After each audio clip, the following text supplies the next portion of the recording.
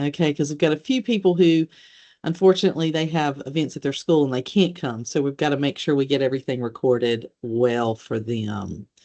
Let me just do one more setting change and we will get started. Taria, what time is it for you? Way better than last year, Professor Grew. It's 5:30 a.m. Oh, So I hope you've not got too your bad. coffee. Uh, but when the time change comes, it'll be in March. It'll be 4:30. But that's okay. Still doable. Oh, Still doable.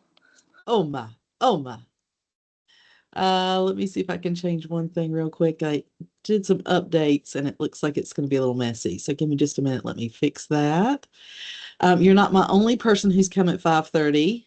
I had another person who was in Vietnam.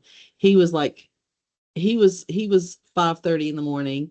Another gentleman who was in our group, he was from Brussels and he was like 2:30. He was like, yeah, I've got all the energy drinks he had. I was like, well, that could be dangerous. Let's be careful on that. Let's see.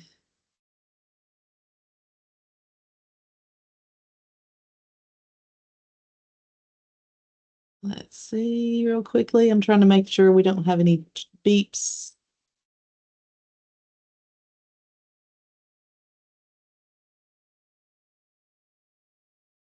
Okay.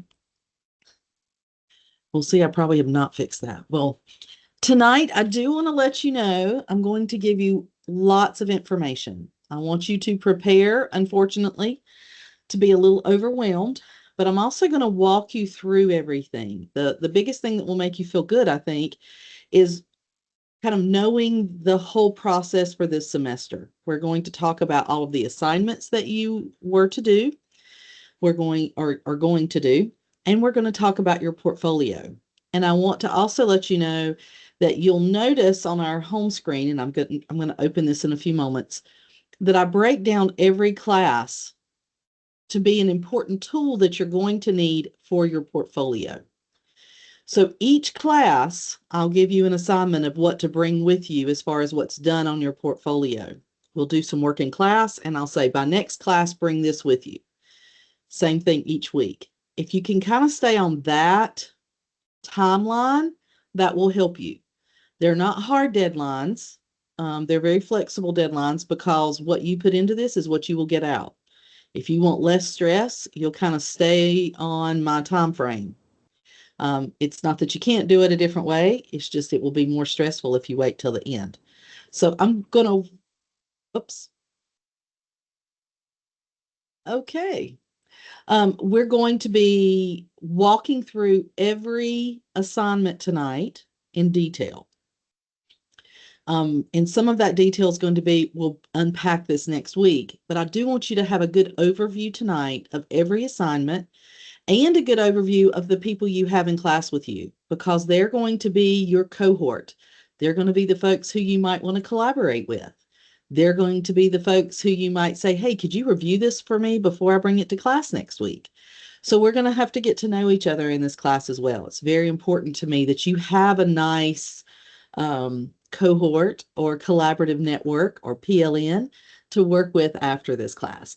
Hope that you make some friends to connect with throughout the program, but specifically in this class, you're all going through this kind of together. Most of you are hired, but I think there's about 6 or 7 of you this time who are not, which is a higher number that are still in the classroom or are waiting to, apply, or some people are waiting to hear next week. If you do not know about your placement, if you need a placement, I will be talking with all of you after class tonight so we can talk together. Also, if you haven't done your background check, we'll talk about that and how to access that tonight. We still have 4 of you that need to do that. Don't forget, even if you're hired, we need that completed. It's just an agreement we have with the school system. We have to have that done for anyone who's representing UNCG. So we'll talk about all those things tonight. And I'll give you some good examples of what to expect for your portfolio. So you're not just like guessing about what this final thing is supposed to look like. So does it sound like you're ready to hang on with me and let's get started? I see some familiar faces. It's good to see you, April. Good to see you, Emily. Always good to see my friends. Go ahead, April. You have a question? Yeah, are we going to talk about I'm a little confused about the somewhere in this class it said something about applying to graduate. Since I already have, and I know this may be a more specific question just for me, but for people who already have the MLIS and are just doing certification, do we still go through that whole same graduation process or is it different? That's just for folks who are in the MLIS program. You are Okay. licensure only, so that wouldn't apply to you. Okay. And So I'm I guess I'm sorry, just a we little should have confused. told you that during your advising Okay. period. Your advising period should have said licensure only folks only had certain parts of that form to look at. And we're going to look at it tonight because it's due on the 21st. So I'll answer all of your questions when I bring that up. Perfect. Okay. Thank you. I'm sorry, April, that should have been in a discussion during advising. I don't have one separate for you guys because I just try to tell you, but maybe I need to do that separately. Okay, well, let's get started. Will walk us through the program. So first off, I think I know just about everyone, but guess what? My name is Tammy Brewer, and I am your instructor for this semester. I have lots of experience both in the school library realm, in the education classroom area, and as a district leader in Guilford County schools for about 10 years, 8 to 10 years. So most of the time, if you're still applying for a position, I'm glad to help you with that process. As I said, there's quite a few of you this semester, so I'm happy to tell you what I know about that process. And our very last night of class this semester, we will also have a specialist. Her name is Carol Griggs, who is the licensure specialist for the university. So she's going to walk us through what that licensure process looks like. So if do not have a provisional license, it will be very important to listen to her to add that to your license. If you work for a school system, they might do it for you, they might not. So we like to make sure we walk you through that so you have all of the information you need to move forward. And if you're not giving it to DPI, the content we talk about, you'll be giving it to your school district. So it's very important to understand that process. And there's not a thing you can do about it until after you graduate and get your transcript. So I need you to kind of put that one on the back burner. Okay. But we will talk about it during this semester so you won't have any questions when you're done. There's nothing you can do early. You just need to make sure that you turn in a few things to the state, and we're going to talk about those before the end of this class. This will be a very informative class and a class I will talk way too much, so I apologize ahead of time. First off, it's first day complete. If you have not already opted out of that, please do so. You do not need any resources for this particular class that it would be of benefit to you to pay for that ahead of time. Okay. You saw in my introductory email or my announcement of what's due, and you can click on start here. I'm sorry, not for what's due, but for what materials need to be purchased. Most of them you bought either in 653 or 654. So those are the things that might help you throughout this. So if you haven't done it, let's see if I can pull that up. I'll grab that link really quickly and put that in the chat box. You can do that while we're talking. Obviously, it doesn't work for me because I'm not a student, but that should be what you need to do. Okay, next. I want us to spend a few moments getting to know each other. So I don't know how many of you know this, but my favorite Flip was one of my tools that I've done in all of my classes. Flip no longer works. It has been purchased by Microsoft Education, and therefore we don't have that particular tool. So we could not use Flip anymore. So I did use Padlet. So I've asked you to introduce yourself on Padlet, just a minute or so, just to help us get to know each other. So what I'd like to do during this time, and this is how I can kind of budget how much time we spend on introductions. I have a Padlet that you can go to. I put it in the chat a little earlier today. Thank you, Megan. I'll try to see if I can grab that really quickly. She said it was giving you a error on the first day complete link. So you notice what I'm doing here is typing first day complete opt out, and let's just do UNCG. It pops up. Let me give you this link first because it may be connected to your login. And once you get to these questions, it says, can I opt out of the program? When you expand that, it tells you the link that you need and what you should be able to do that. So let me put that one in the chat and let's try that, Megan. If for some reason this link doesn't work, I would email the bookstore. That's who actually puts that together. So that page will give you what you need for that. Thank you for letting me know that. All right. I'd like us to take about 20 minutes to go through these. If you haven't done this, please make sure you have it done. I'm going to give you about 20 minutes. I'm going to quit talking, and I want you to listen to each person's introduction, and I have a few questions that I want you to look for. The questions I want you to look for are right here in this form, and they're pretty easy, but I thought I'd let you look at it really quickly. Let me grab the URL for you. These are the questions you're going to be looking for. First off, I want to know if you have any classmates who are currently working in a school. How many of your classmates? How many of your classmates might be in an elementary or a secondary, that's middle or high school? How many maybe were former public librarians? We've already got an answer to that one, don't we, April? And how many of your classmates may be currently certified teachers if they've answered these questions? And if there's anyone in the class from your district, and if so, who that might be. So those are the questions I want you to answer. And again, I'm going to put back up our handy dandy timer. You know, I love my classroom screen timer. Let me put that up. We're going to give you about 15 minutes. Actually, let's just do 20 because some of you may complete those before we get done. And so in 20 minutes, we'll come back to the whole group, see if you can answer those questions, and we'll have a few discussions as we go. Okay? Any questions? So you're going to the Padlet. You're going to listen to the introductions. See if you can connect with anybody in the class, right? Feel free to respond to them in the comments under the Padlet. If you have something you would like to say, hey, I have this in common with you, that's totally fine. It will help us get to know each other. And finally, we'll come back in 20 minutes and I'll have this timer up on the board so that you'll be able to see it. Okay? So I'm going to go dark for a little while. I'll see you back here in 20 minutes.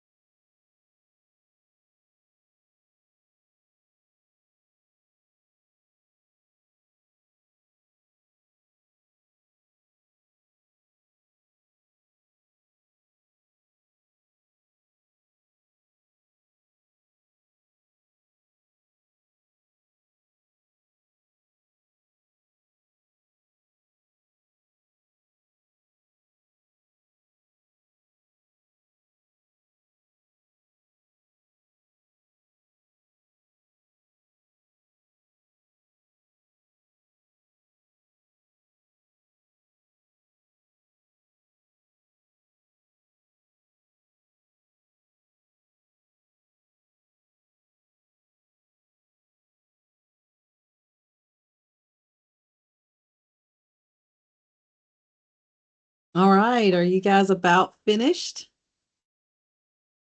Give you just a minute to come back to the whole group.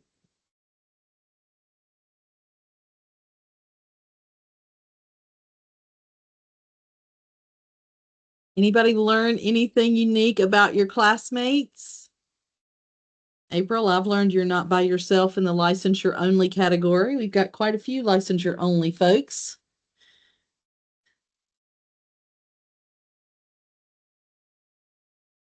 That's got to feel good.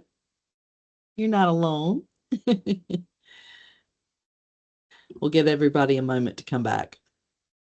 I don't totally trust my numbers, but we have a pretty even split between elementary and secondary, it seems like. Isn't that nice? You guys are probably, our secondary folks are usually being inundated by lots of elementary folk. Just just numbers. I'm just real. You know, in Guilford County, we had 130 schools-ish, 124-ish before tornadoes and rebuilds. And of that, 70 were elementary. So they're just it's just the nature of the beast. There are going to be more elementary opportunities than there are middle or high. So but that's really good, Emily. You did see a good break there. And I also saw several people either have just been hired or in the process of being hired. So congratulations to you. I'm put a few comments on there. One or two of you I've already got a placement for, and you're like, well, I've just gotten hired. So I might want to chat with you a little bit more later. And we have placed everyone, as I said earlier, except for 4 of you. And those 4 people were in process. We're just kind of waiting. Hopefully one of them we should hear about Wednesday. We should know more by the weekend. But if you need a placement, if you're not working in your placement, please just hang out after class and we'll talk through that. And then I'll be sending an introduction to you and your host librarian after class tonight. I just like to make sure I talk with you before I do that. So if there's anything you might want to chat about, we can do that. All right. Anybody see any person from your county? I think that, Emily, is also pretty good. We've got people from all over the place. We don't have lots of people in one county. I think I heard Jacksonville, Mebane, Charlotte Meck, Cabarrus, Orange County, Winston-Salem, CMS, Cary, which will be Wake County, Guilford County, Catawba. Taria, you just come to us from all over the world. She's been in several different countries. She's at international schools throughout the program. Yep. Another Raleigh. Yeah. So we kind of have people all over the place, which I think is great. We're going to hear from lots of you. So find that person you can connect with, all of my licensure only folks. I've got Emily Hathaway and Chris and April and Jesselyn and Tracy. There'll be one night of this particular semester. You won't have to stay because you already have done that portion. So as I go through this tonight, I'll try to make sure I point that out to you. This is typical for how this class works. The majority of it is something we all need to do, but there's one night you've already done. So we won't make you come to that. So we'll talk through that as we're moving forward. All right. So it's nice to get to know all of you, those of you who maybe I'm not as familiar with. And many of you, it's just good to see my friends at this point. So I look forward to calling you colleagues after this semester. I'm excited about it.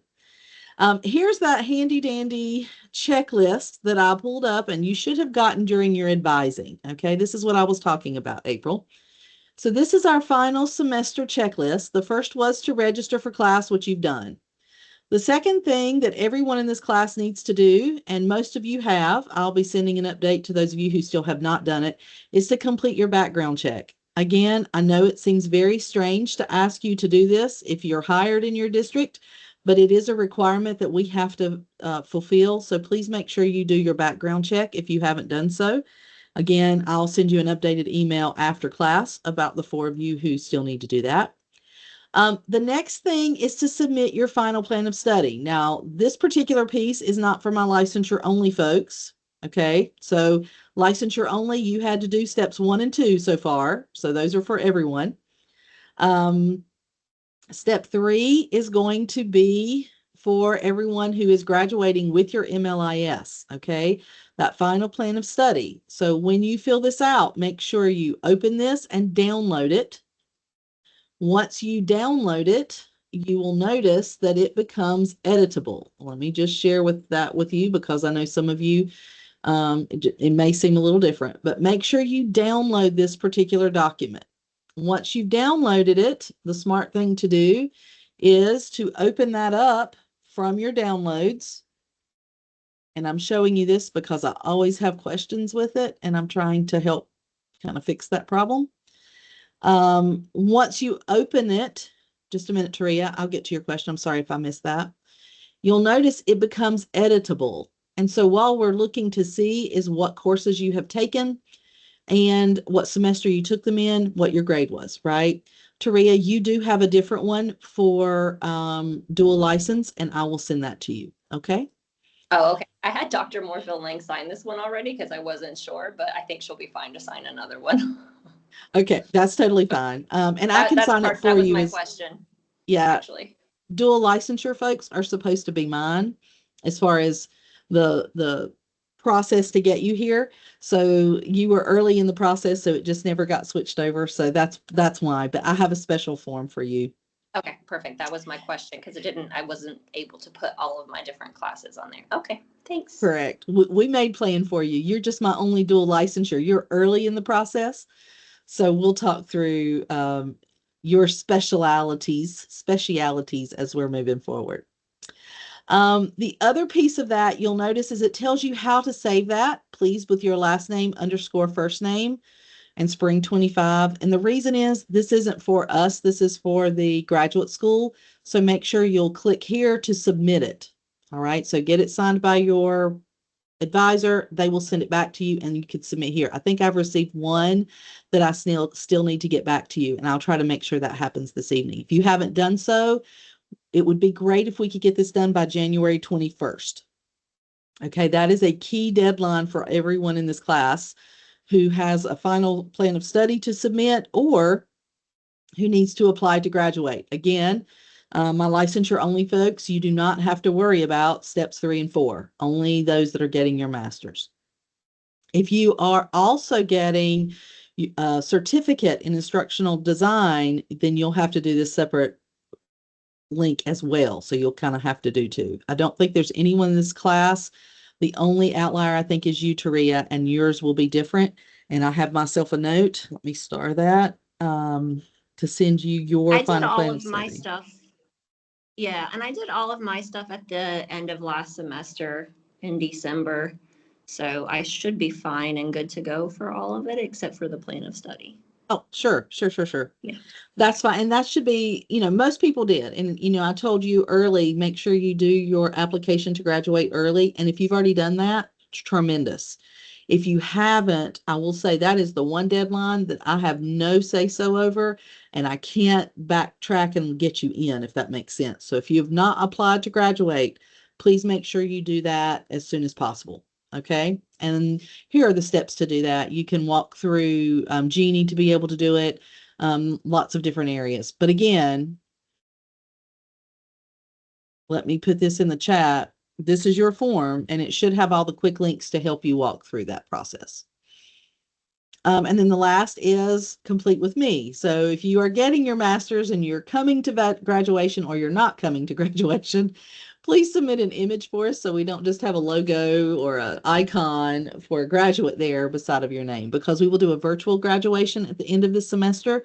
And we will also do an in-person. If you would like to come to the in-person, then you're welcome to. You can walk across the stage. That will be for the entire university. I think it's on a Thursday this year. But if not, we will also do a virtual graduation for you to do the night before. So you'll be able to join us, and we'll be looking for a student speaker to come for that. So it's always a great time. All of the families come. We always see lots of grandparents, and they're waving and shaking their hands in celebration for their, grandchild who's graduating. So we always like to see that in graduation.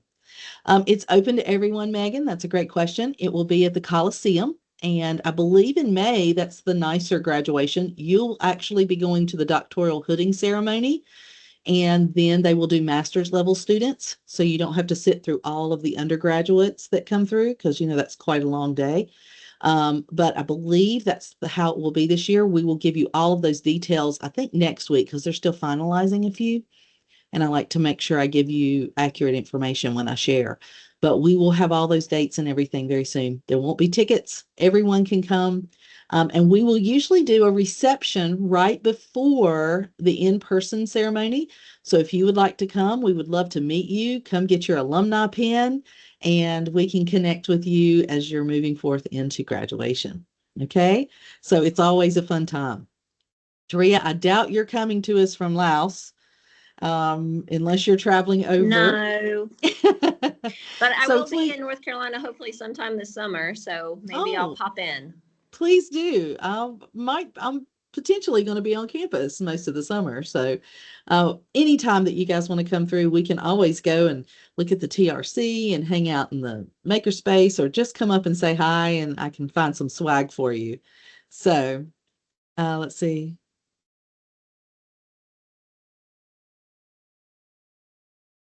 Good question, Diamond. What should happen, let me go back and answer her question. She said on her final plan of study, she had sent in, let's see if I can open that really quickly. I will show you something that I should have pointed out earlier. When you fill this out for this semester specifically, we could all do this. You could put in progress for any class that you're currently taking, and the semester would be spring. Can't type and talk, I apologize. For any class that you're in progress in, and the rest should have a grade and a semester. If you have not done that, if it comes back to you, you'll have to redo it. But that's why we always ask for you to wait for grades until after wait till you have the grade for the semester before you submit it. And in any class that you're in progress in, for instance, many of you may be taking 2 classes this semester, just put in progress for the ones that you're taking, and that way it will be there together.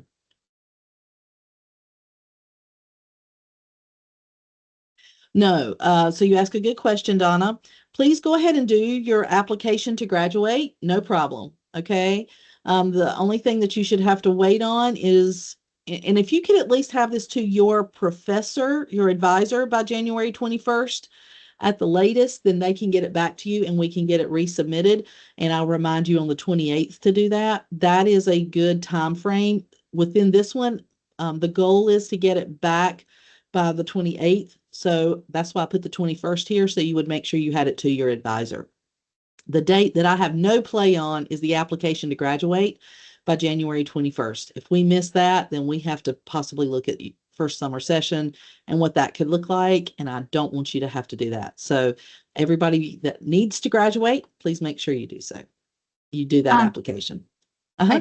I also just wanted to check if you had received mine, because I emailed it to you back in December, but I can re-email it if it got buried. I'm going to try to get those after class. We have a new dean, and I have extra responsibilities because of some changes that have happened.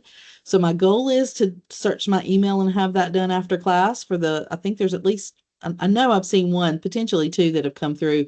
If you'd like to send it to me again, just to be at the top of my email, I would not complain, but I hate to ask you to do that if you haven't. But I'll try to get all those followed up after class. Okay.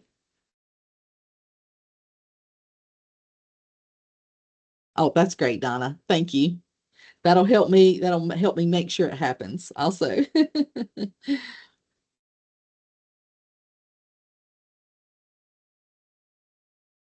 Taking some notes as I think about it. Okay.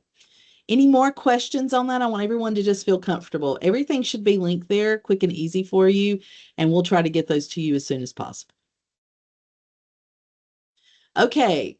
Another thing I'd like to tell you about is, and this will be very important, I think, to most of you. Let me bring this up. And that is our resources page that I have put together for this particular class. One of the things that I've noticed in this class is it's nice if you have some examples. And again, we're going to go over those tonight. But do you see in bright red, there is a link that says class resources and important information? Well, when you click on that, you're going to see lots of different links to support different resources you might need, things for the praxis, which are actually being updated as we speak, links for your public library certification. You're going to be eligible to do that at the end of this semester. Portfolio, different articles you might need to reference, things about evaluation that we're going to talk about this week. So don't even look at that yet. But the other thing I think you're going to find very helpful is at the bottom of that particular page, we have examples. These examples are of every single assignment that we have. People have been nice enough to let me share their content, and this will be very helpful as we're moving forward. Again, this resources page, my goal is for that to be helpful to you. If you have any questions or things that you would like to see or something that might be broken, because since we've transitioned over, I've tried to check all of the links. I'm not going to promise I've hit every one. But when you click on that class resources again, it's right in the middle of our homepage. That will lead you to that resources page, and that's there to help support you as we're moving forward. Okay, nice. That's helpful. Where do you find this? You guys tell me. On our homepage, where it says class resources and important information, and it's in red. You got it, Andrea. It's really, I've been told by our former students that it was very helpful to them to at least have a sample to look at. Now, obviously, that isn't how it has to look. That's one of the things I kind of caution when I put examples, but it's certain people's interpretation. So you'll notice they're not all exactly the same. So we'll talk through that as we go through our classes today. So I wanted to kind of give you an overview of this class. Your practicum is designed to provide you with practical work experience. So those of you who have been librarians for a while, I know Jessalyn, you've been there for a great while. You've got that down, right? You've had practice doing this. If you haven't, there's also many of you who are still in the classroom or not hired in a school library yet. Guess what? This is the opportunity to get some experience under your belt while there's someone else in the building and you're not thrown into a building all by yourself. That can be a little daunting. I'll just be truthful with you. So we want to make sure that you get the experience that you need to. One of the things that you've not heard from us is how to repair a book or how to fix a cover on a book. That's something that would be really great, those of you who are not hired, to talk with your host librarian about so that you can see their process for how they do that. Lots of different ways you can do it, and we do have some resources for you, but that's not something we actually do with you. So that's a good thing to talk with your person about. If you haven't been to a district school library meeting, that's also a very good thing for you to do with your school librarian. If you can set up time to do that, go to one of their district trainings, that would also be very helpful. Okay, so some of you that are still in the classroom, those things happen after the school day, so you should still be able to partner with your school librarian and do that. But it's a good place for you to connect. All of your assignments that we do in this class are going to be relevant to what you should be doing in a school library. So if you're hired, please take advantage of that. When we do our goal project today, that should be aligned to your school improvement team. I'm sorry, to your PDP, your professional development plan for your district. So we can help support that. So let's try to align that if possible. That is kind of a sample of what that would look like, right? So when we ask you to teach a lesson and record it, that collaborative lesson, that's things that should be happening on the daily as a school librarian. And then when we ask you to do a PD, they're really a big piece of our evaluation standards. So we want to make sure that you feel comfortable doing it. You're not going into the field, never have done it before. So we're giving you that opportunity. And so that's why I liken this class to your student teaching. It's kind of what we're doing. So first off, this is what our practicum should look like. First off, if you're not hired, start there, then you should have between 100 and 120 hours in your library. I know that is difficult to obtain for those of you who are still in the classroom, but we're going to have to be creative. Okay.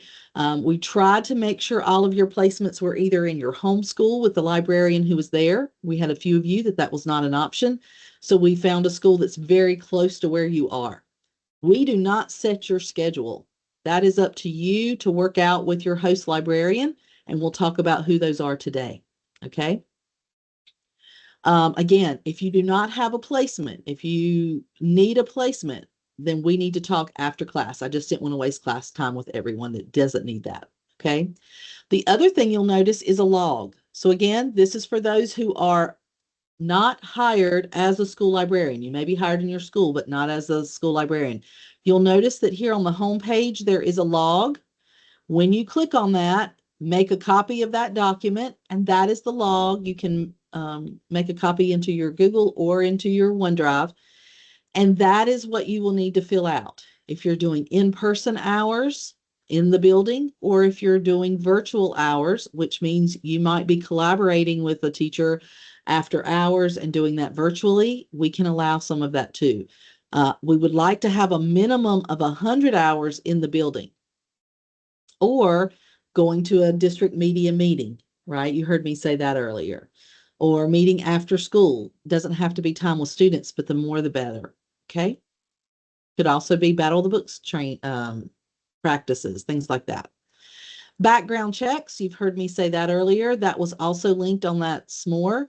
Again, I will email those of you who have not done that after class tonight. I just wanted to chat with everyone first, but it is important that you make sure, even if you're hired, no matter what state, we have to have a background check from you before we can support moving forward with your practicum. Class text, again, nothing extra required. We're looking for you to look at some of the resources that were offered in 653 and 654 as alternative text that you might want to have for your professional library. Not required, but optional. Things that you might want to reference if you're looking at putting together lesson plans to support what's going on in your different schools. Okay, you'll see that on the start page. Now, our course assignments today, we're going to look at these, as I said, in detail. And I will also break down how we will cover those each week that we meet. So some things you'll kind of be on your own to put together. Some things you're going to work with me to do we'll unpack it. That's my word for that. And then you will work with on your own until we meet the next time. And again, if you can stay with me on that and make sure each time you come to class, you bring that much with you, your portfolio will not be as daunting in the end. I suggest you kind of set aside some time that works for you one evening or on the weekend to dedicate to the portfolio after we meet next week. Got a few things that need to happen first, but we'll talk through that as we're moving forward. We only meet 6 times this semester. So we unpack 1 week. You have 2 weeks or so to work on that content. Bring it with you the next time we meet. Same thing several times. So it will give you time to work in your schools. It will give you time to work on the products, and it will give you time to kind of get everything scheduled. My goal, unfortunately, Taria, they will not let me come to you. But my goal is those of you who are in at least our state, I like to come visit you if at all possible. So CMS, Winston-Salem, Forsyth, Guilford, Cabarrus, all of you, I will do my best to get to come to your building and just talk with you about your schedule and how things look. I'm not coming to observe you. I'm coming to just kind of meet with you and understand your process. And if you have questions, talk through that. If you are outside of North Carolina, I would love to be able to meet with you virtually, and we can just set up a time independent, just you and I, that we can kind of do the same thing. I would say we need to wait toward the middle or end of the semester so that we can connect and see if you have questions, right? Get you some time to get your feet wet as we move forward. Also, opportunities to talk about any stressors that you might be going through, just to be real, and if I can help alleviate any of that. The third night that we meet, we're actually going to also unpack the supervisor evaluation, what that looks like, what you can do to help your evaluator know a little bit more about it and what to expect. We're going to talk about what that looks like at that time. And the site supervisor, for those of you who are hired, is either your principal or your AP. It's whoever does your evaluations at the end of the year. So we've already spoken with principals. We've already made sure that everybody kind of knows what's going on as far as that. Potentially, I'm not going to say they remember. That's happened a little while, but we'll talk through that as we're preparing. And that will be week 3 that we unpack that. Dr. Greer, I have a quick question. Sure. Sorry. So since I'll be doing my practicum will be, I guess, like my work hours, and I'm split between the 2 schools. Like I spend 1 week at Herb and Metz and 1 week at Gateway. Would I have just both of You my can pick principals one. You can pick one, Megan. Okay, and they can sign for like my week at the other school too? Yes. Okay. All right. Thank you. Sometimes we've had people in your situation quite a bit. Sometimes they collaborate and sometimes just one takes the lead. You know, you're kind of hosted at one more so than the other on paper. But either one is fine with us. Okay. Yeah. One will probably be easier for me. Yeah. That's usually how that works. And then at the end of the semester, I'm going to ask you to sign up for a final program review conference. And that's actually something, don't think you can sign up now because bookings doesn't allow it, but it's set up for you to do so. And that's a one-on-one virtual conference you and I will have. Help me understand. We'll review your portfolio. I'll give you any ideas I think you need to do to update that. And we'll do that toward the end of this semester. Okay. Again, these are the books that you've had from 654. These are the things that we recommend for you to read. Leading for the School Librarians is an excellent resource if you would like that, but there are no required readings in it, so I'm not going to require you purchase it. Okay, so let me ask very quickly. Well, first off, any questions there? Make sure everybody feels good. Again, we're going to unpack everything as we move forward tonight, okay? Let you know when to expect what. Jesselyn, go ahead. Okay, I have a question about the supervisor and the person signing off on my information from my school. So my building principal is the person who does my evaluations, but my AP is my direct supervisor. Either one you want. We're okay, Okay. with a principal or Okay. designee, or it can be an AP. I've even had them do a curriculum facilitator at larger Okay. schools. So you just let me know, and I will make sure that's the person we communicate with. Well, everything has gone to my AP and he's already reached out to me. Okay. But since he didn't do my evaluation, I just wanted to see. Either one is okay with us as long Okay, as perfect. it's them. Either one of Yep, them. perfect. Okay, thank you. No, good question. Anybody else? Okay, how many of you have taken your praxis? Give me some kind of feedback here. Thumbs up. Anybody?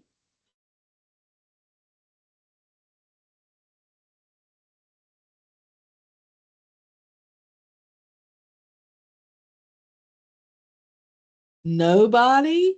That's rare. Normally we have somebody who's taken the praxis. Not yet. Haven't signed up. Over spring break. Okay. That's totally fine. I tried to, in my defense, I tried to take it at home and they told me there was a security thing and then they terminated my test before I could take it. And I called like 16 times, spoke to like 6 different departments and never got my money back. Oh, from ETS? From the praxis Yeah. site? Oh, Mhm. man. I'm not I would thrilled. keep pestering them because that's not okay.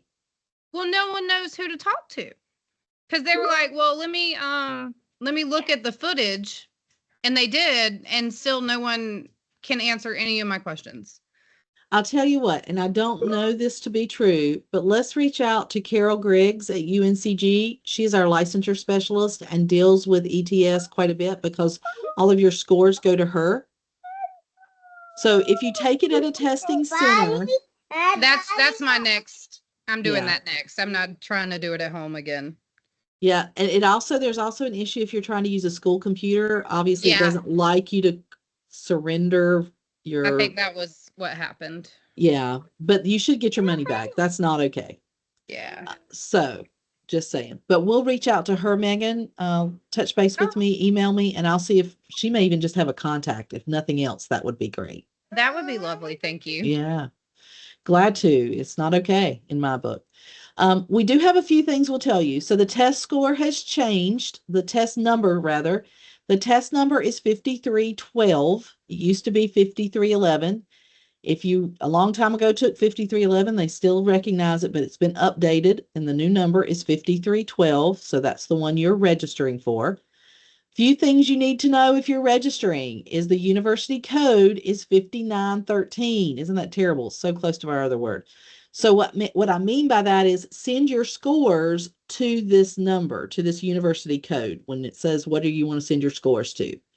That will speed up the process and not put you in like limbo somewhere. If you don't send it to a particular university, it kind of goes in limbo and then we have to find it, which just slows the process down. So make sure you do that. And what will also happen is you will get a quick score at the end. So you know if you're kind of passed or not.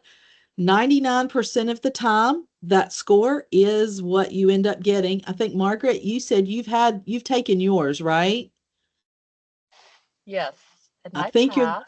you're the only one So, I've seen that did that. Tell us your experience. I just did the practice and it wasn't, I mean, I have classroom experience, so, and I was working in a media center, so I felt like, it was, not too stressful. I guess my question is, do I need to send a score report to UNCG? Well, that's a really great question. And the question is, you're going to put that as part of your portfolio. So the answer will be, it will come to us. But yes, you can. You can send that to myself and I'll make sure it gets to the right place. Okay, Margaret, but I'm actually going to have a place you can upload that. I'll Thanks. show you that the last night of class, and you don't have to do it until then. Anything else you have that might be of benefit to tell everyone? Not about, not specific questions, but about how you prepared or such, what to expect. I mean, I just did the practice tests that come with the registration, and you just kept working on things, and it just it worked out well. Perfect. Well, that's great because what I've just put here in the chat box are all of our preparation materials that we have for you. You're looking for the school librarian test 5312. We ask you to send your scores to university code 5913, and the minimum passing score now is 154. Our links quickly take you to a test at a glance. They will take you to a technical report if you're really interested in some, deep details. But it also gives you a link to some things to help you prepare. Like there are some court cases you might want to review just because there might be a question about copyright. And so we give you the thought process of just review them and make yourself kind of aware of them. Because Margaret made a very good point. If you've been in the school, you've been in education a while, some of the things are very easy to kind of think through, right? Application type things. And several answers might be right. So you're looking for the one that's the most correct, if that makes sense. But we have a link to the preparation materials, study companion, and such. Don't forget, you can also take a live interactive practice test. The other thing I want to tell you about is you can also check out the Praxis. I think I have one here. Study guide from the TRC up here at the university, and they can mail it to you to prepare. So don't think you have to be in the building. Other things to note, and then I'll get to your question. I think Margaret and Taria have your hands up. But there is a passing score of 154, as I pointed out on the other piece. Things that we suggest are to review the coursework, particularly from 53 and 54. That's why we suggest not taking it before them.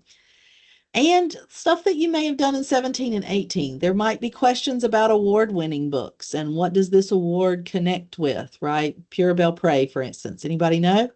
First quiz.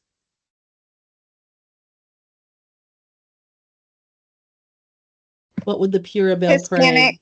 Is it Okay. Hispanic authors? Latin American studies. You got it, Chris. Latino, Hispanic, Latinx. Yes. So definitely some things to be aware of. So if you review them ahead of time, it just puts them kind of fresh in your memory, things to just remember. And I think in 653, Dr. Moorfield Lang and Dr. Dawkins generally take time when they teach that class to go over some practice questions that might be relevant for the praxis. So kind of think through that understanding. There's also a practice test you saw on the page that I connected and put in the chat that will help remind you. Today, when you look at your Canvas page, it will also have that. So everyone in this class, whether you're licensure only or getting your master's, will still have to take the praxis. So it's definitely one that I would suggest you kind of prepare for. Now, let's talk about when. Those of you who said spring break, great idea. Spring break is a perfect time to take this to help you get your scores back before the end of the semester. It will take a while. It takes several weeks, but again, you will get a quick, if you're in person, you'll see your quick score pop up on the screen. You're looking for something 654 or above. I will say I've never had anyone not pass in the time that I've been here. And I can also tell you that most of the time, man, I've had scores. I had one person, she had, I think 200 is the max, and she had like a 189, 192, something crazy like that. So, and if you prepare yourself and you're practiced, I think you'll do better. Don't give yourself too much anxiety. I will say again, and this might have been your issue, Megan, if you're taking it in the in the home version, in the online version, which I know will probably be you, Taria, it is very important that you don't use a school computer that has any kind of, filter on that, because they want to take over your device. They look around the room, they make sure nothing's there. It's kind of like Respondus. So it's very important to make sure you're using a personal device, not a school device. Any questions on the praxis?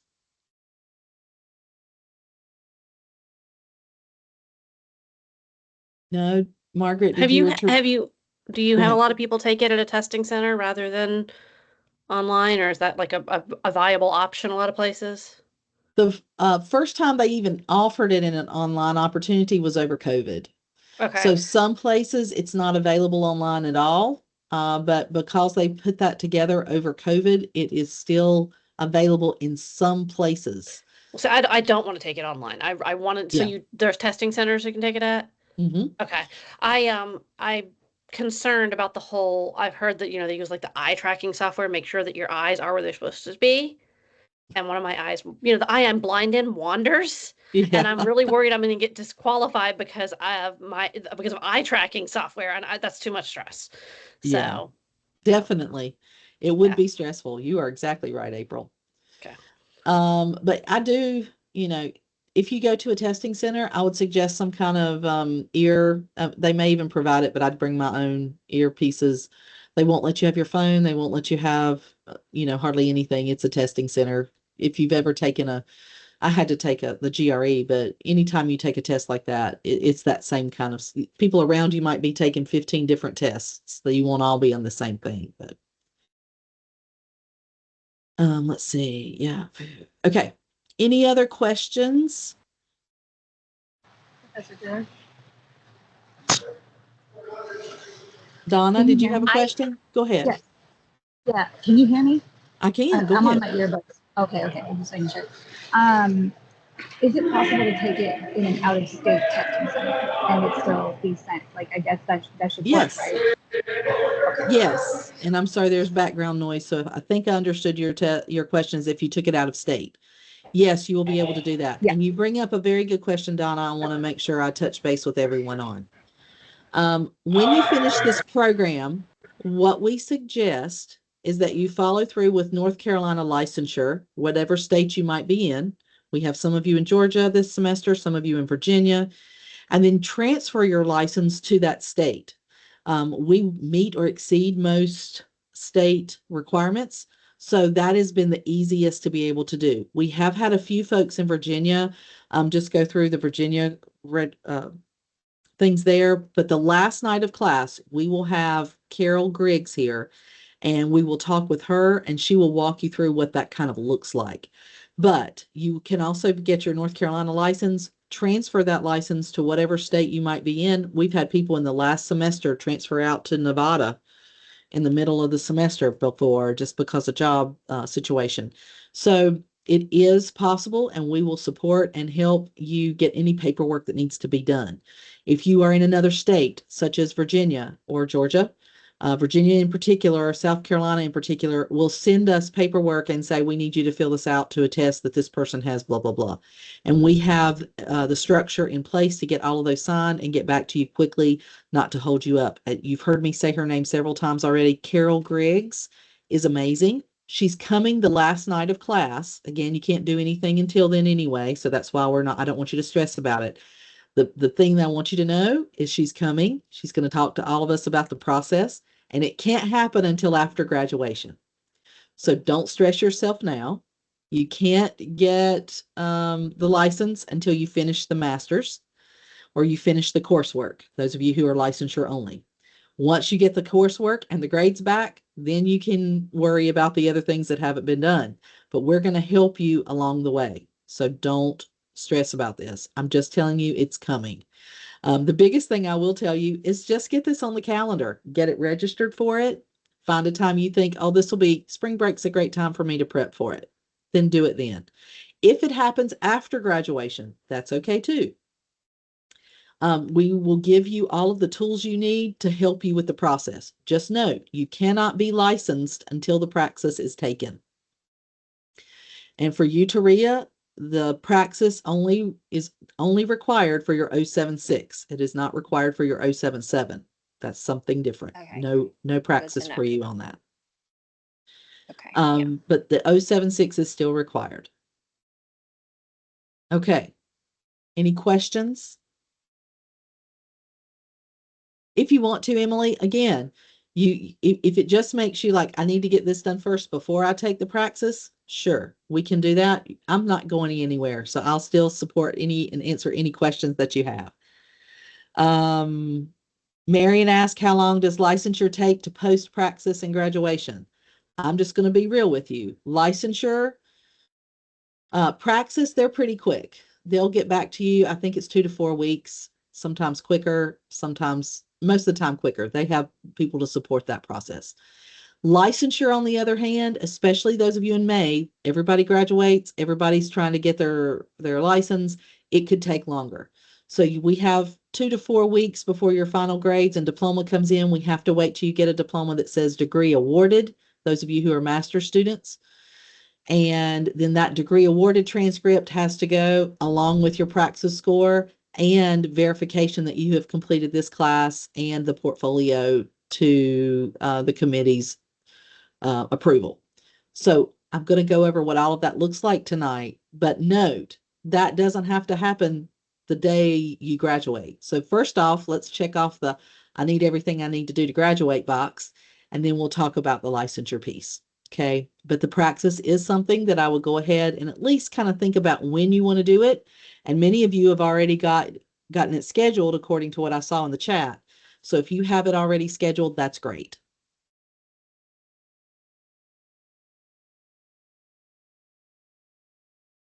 I would predict, Marion, let me give you this.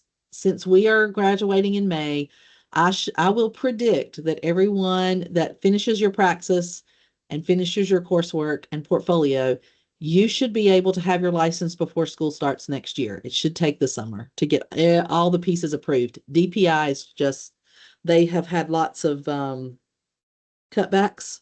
And so the process to get something to talk to anyone in that area is also slow, but you should be able to get what you need as soon as we can get it to them. And again, that's a great question. The last week of class for Carol, she will answer that. And again, there's nothing we can do truthfully, nothing you can do ahead to help yourself until after the semester. Oh, you might be right, April. My favorite is Zootopia, and the people working at the DMV are the sloths. I just can't help but smile. I have a child in the process of getting the learner's permit right now, which is terrifying, and it's incredible how backed up our state services are in the state. That's all I'll It's say on stressful. that. Oh, one of the things I have put together again to support you guys and what I thought would be helpful, because I know everyone in this class is putting together your calendar for the semester, and that is the assignment due dates. Taria, give me just a minute and I'll come right back to your question, okay? The assignment due dates here, I tried to put all in one place so that you could kind of get your head around it. So a few things that are not negotiable. One is that checklist to graduate. I need that by the 21st, because if you don't apply, I can't, that department doesn't belong to me, so I can't fix it. I can fix your final plan of study submission. I can fix everything else, but that's something we've got to get done by the 21st. Now, the rest of the things that are here are the different assignments that you have, and we're going to go over and unpack them tonight so you can just take notes about when to worry about them. Okay? Don't worry about them all tonight. I promise. I'm just overviewing. The only thing I want you to worry about between now and the next time we meet is your evidence goal project, and we're going to unpack that in just a moment. That's the first priority for you, because you've got to give me a proposal of what that needs to be, and you have until the 28th when we meet. Now, for some of you, that's going to feel tight because you haven't even met your placement yet, and that's okay, because how many of you have had me before? And I need you to know this about me.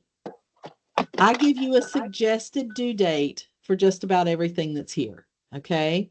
I know that you're working with teachers who might not be on your same schedule, and that may affect your due date. That's fine.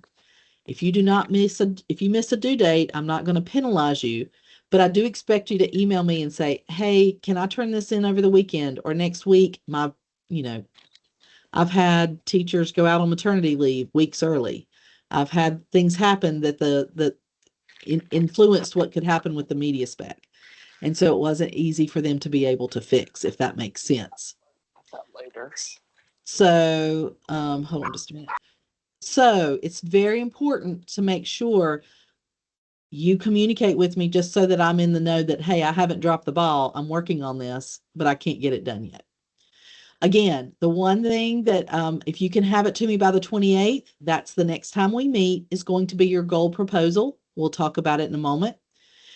Mid-semester, week 3, meeting 3, we're going to unpack what this looks like, right? What is your mid-semester review supposed to be?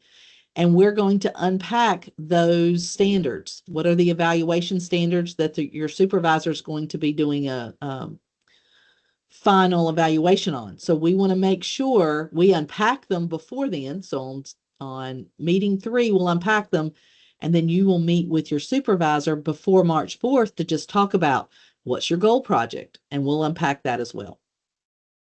I have March 11th for you to have your collaborative learning experience video.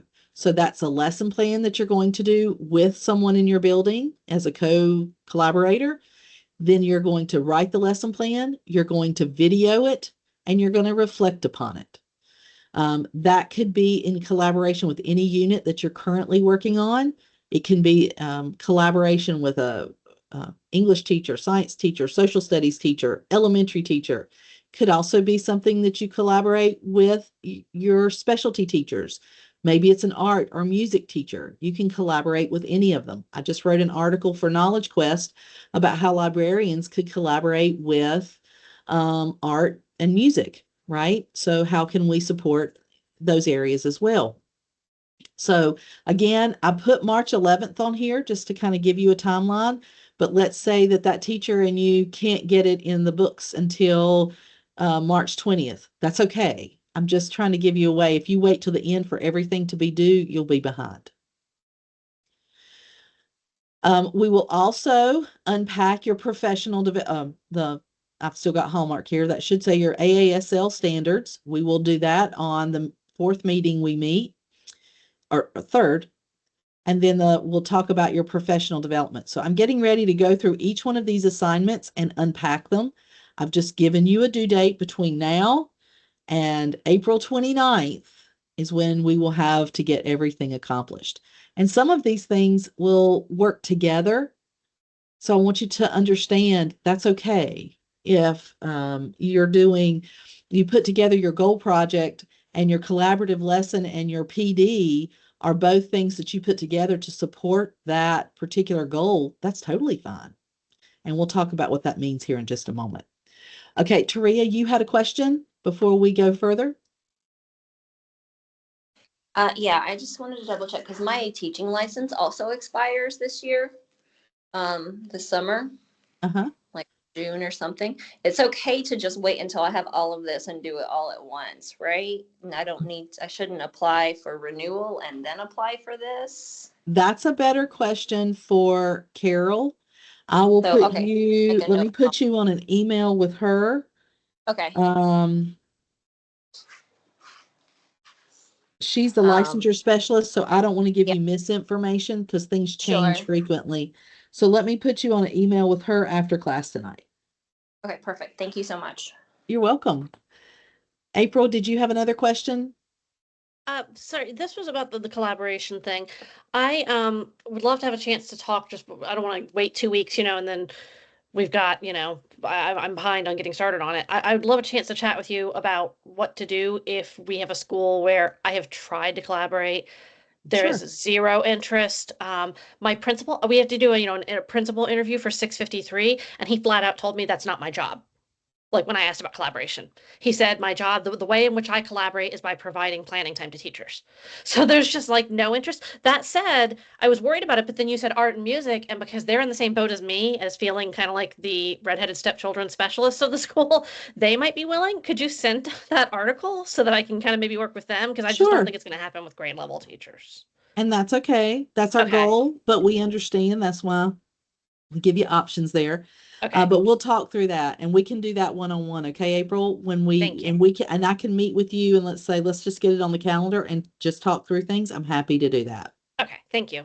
That project worried me when I saw that because I was like, I know that's not going to happen. Totally fine. Okay. What I'd like to do is I'm going to take really quickly and I'm going to take a picture of this particular page because this is very important for our timeline. So let's talk through first your mid-semester evaluation. I'm going to go through each one of your processes, your assignments here, and we'll talk about it. And I want to show you a few things. So the mid-semester evaluation reflection is going to be due in March. On February 11th, we're going to unpack it. So what I'm telling you is don't worry about it today, except to be informed. Okay. We'll unpack it and all the planning can be done after February 11th. So just kind of put this as a note in your brain. We're going to unpack it so that you understand all of the expectations and what to do with it on that February 11th date. But before March 4th, you need to kind of get on the schedule with your supervisor. So if you're working in a school as the school librarian, that would be your principal, your AP, right, Megan, whoever you want me to communicate with. So that's the first thing to note is you can at least get it on the schedule. All right. You don't know what to talk about until we unpack it on the what? February the 11th, the third night we meet. You will have access to the supervisor evaluation. And this is kind of what it looks like. So if you go to the special, diddly, go away, go away.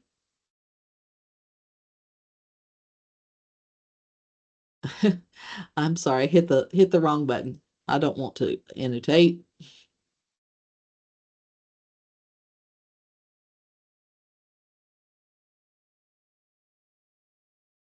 Okay.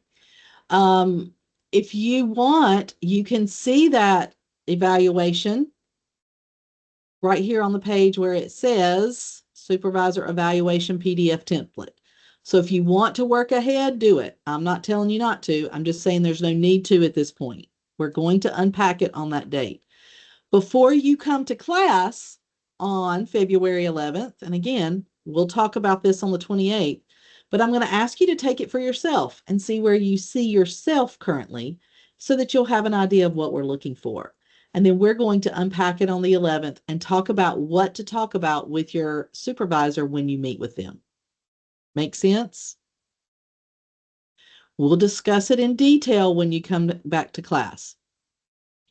The final supervisor meeting, you need to have that on March 4th and do this reflection. Sometimes, like you were talking, April, it will give them some insight as to the expectation of the school librarian, not necessarily what they say, but what your evaluation standards say. But also you don't have to submit anything at the end of the semester. It's totally up to them. They are going to get an email from me probably tomorrow with a link to the evaluation that they can do digitally, but it's long. It's not something that I'm the one that created. So it's a little lengthy. So they might want to do it on this printed format first. Again, we will unpack on February the 11th.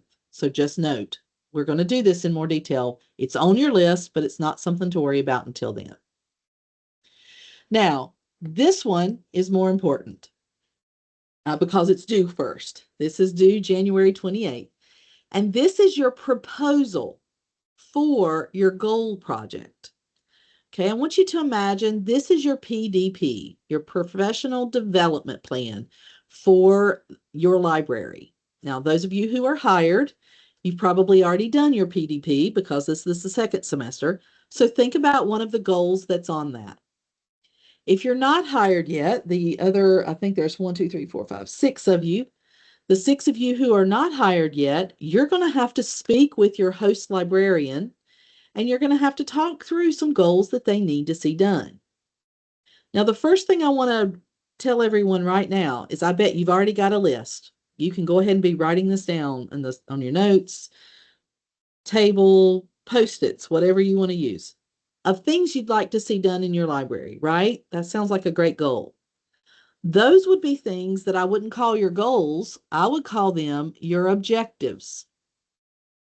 So between now and January 28th, when we meet again, I want you to have your proposal done.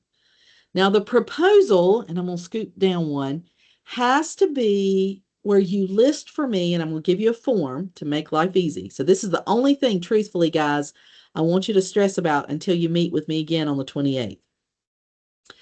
But your goal has to be a SMART goal. So it's got to be specific.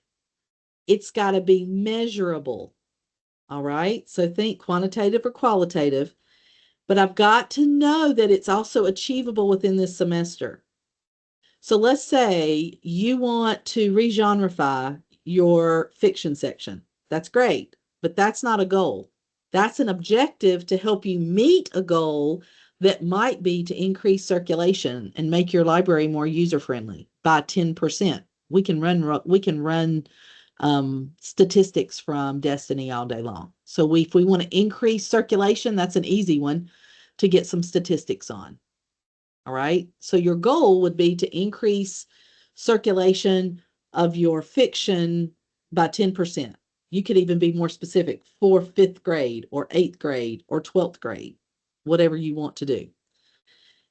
But then your objectives are how you meet the goal. So maybe I'm going to update my signage. Maybe I'm going to genreify fiction. And I'm going to do a Destiny scavenger hunt for how people can find resources. Those are things that you're doing that are objectives to meet the bigger goal, which is to increase circulation. Make sense? I want you to think about all those school improvement team meetings you've sat on. Those of you, you're all in schools, whether you're hired or not, you're in a school of some capacity.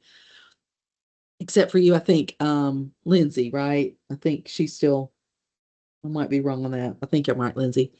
But all of you understand that when you're on a school improvement team and you're writing those strategic plan goals, they are SMART goals. They're measurable.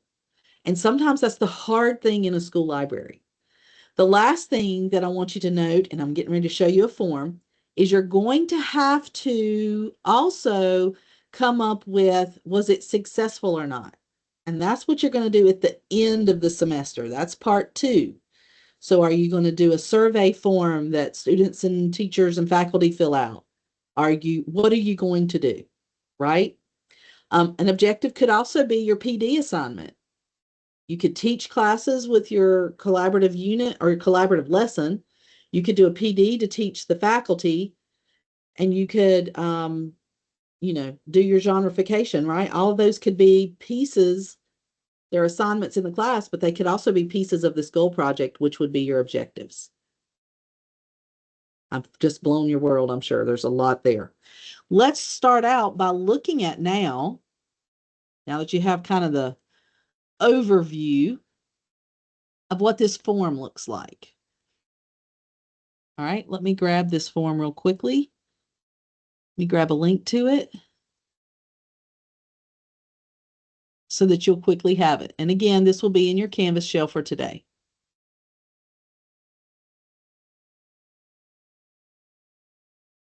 I'm okay, Marion, if you've started it in the fall.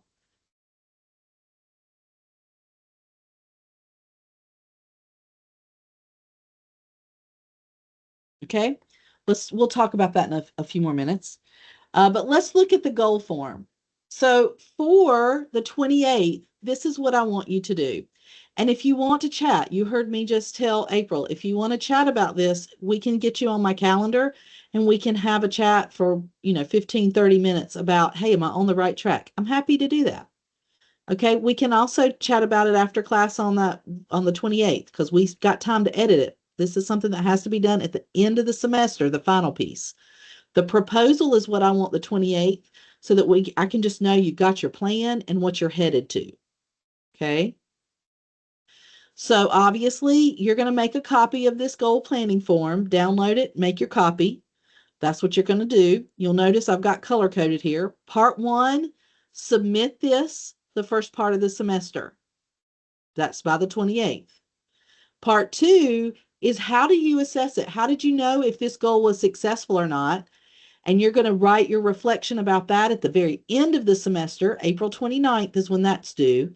And that's also when you'll do your presentation. This is going to be your presentation at the end of the semester. You have 5 minutes to present on your goal project.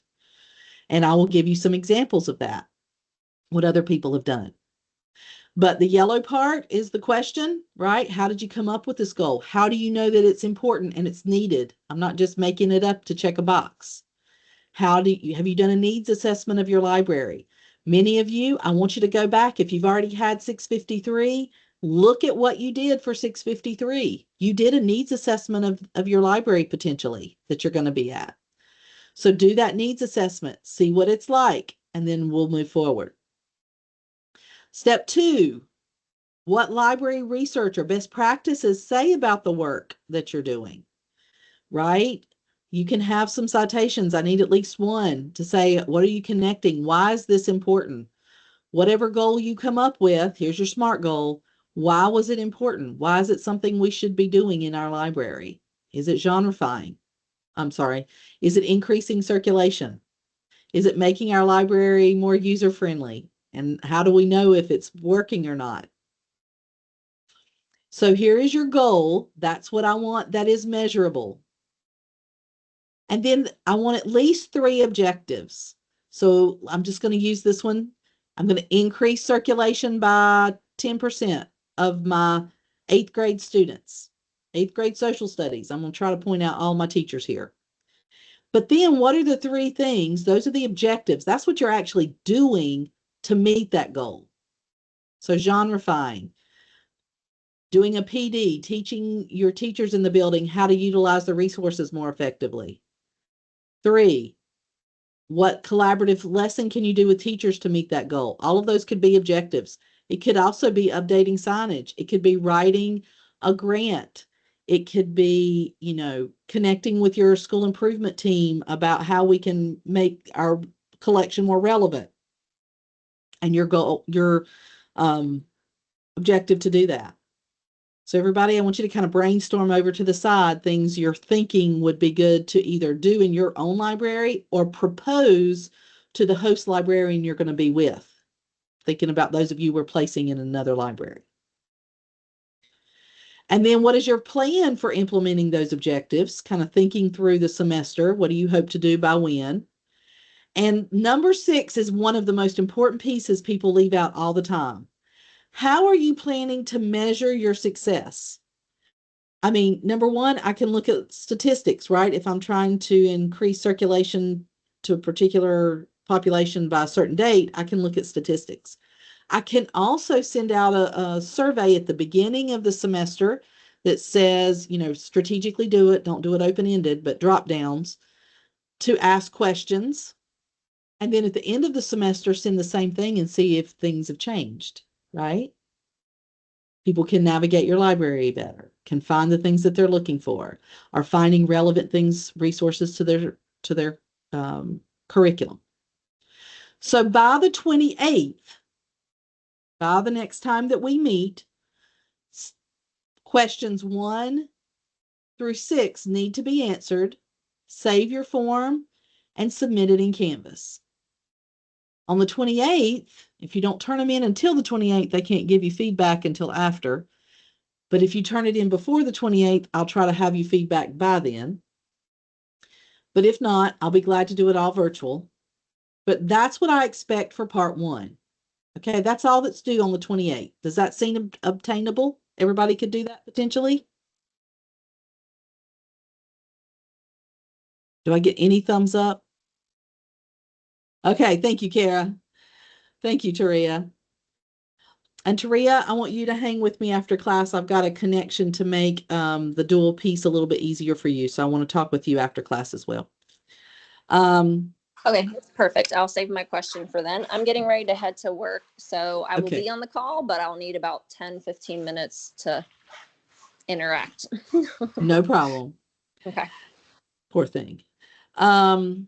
Let's see, I had another question here. Oh, what if you set the goal and objectives and it's not successful? That's okay. I'm not going to be grading you on if it's successful. I'm going to be grading you on what you learn in the process.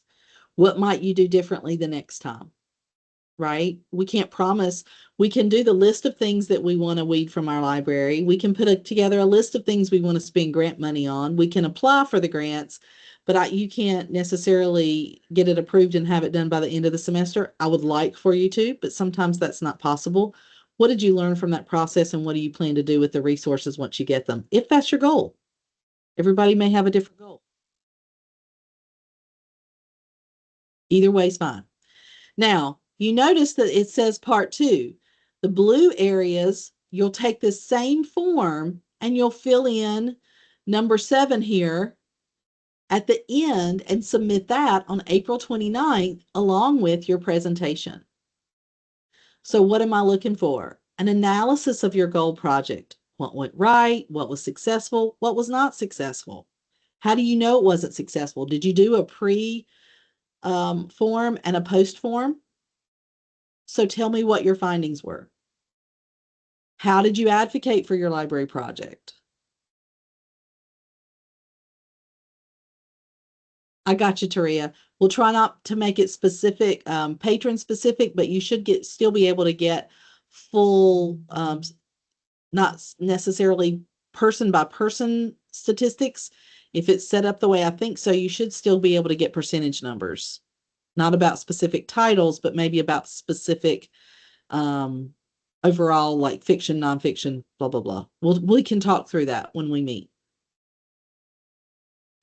I know she has different restrictions in her international school.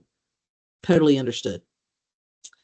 And you can pull statistics from somewhere else. You don't have to use Destiny.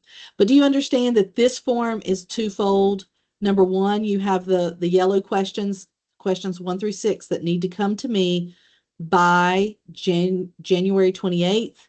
And then you have the whole semester to work on this project, and then you'll present at the end on April 29th. So when you look at your assignments, these 2 assignments are connected. Evidence-based goal project part 1 and part 2, they're the same project. They're just the beginning is your proposal. Same form you submit at the end with step 7 answered and your presentation. And when you click on that, you'll notice I try to make sure you have everything that you need and have, things to talk through. Here are some also examples of that 5-minute piece. You can look at that. But again, all I need by January 28th is that goal submission form, steps 1 through 6. Is that obtainable? That's all you truthfully need to stress about in this class until the 28th. We'll start to unpack things at that point. Okay. Thank you, Donna. She gave me a thumbs up. That helps me to know you're with me. All right. Part 2, again, that is that 5-minute presentation at the end and your reflection and what we're looking for. Would you do this project again? Think about all those great questions for a reflection. What would you change? What potential does this project have for you to advocate for your library program? I'm also going to tell you, imagine if this is aligned to your PDP, which is what I hope it is, those of you who are hired, you're showing connection for how your school library program connects at a higher level to that strategic plan.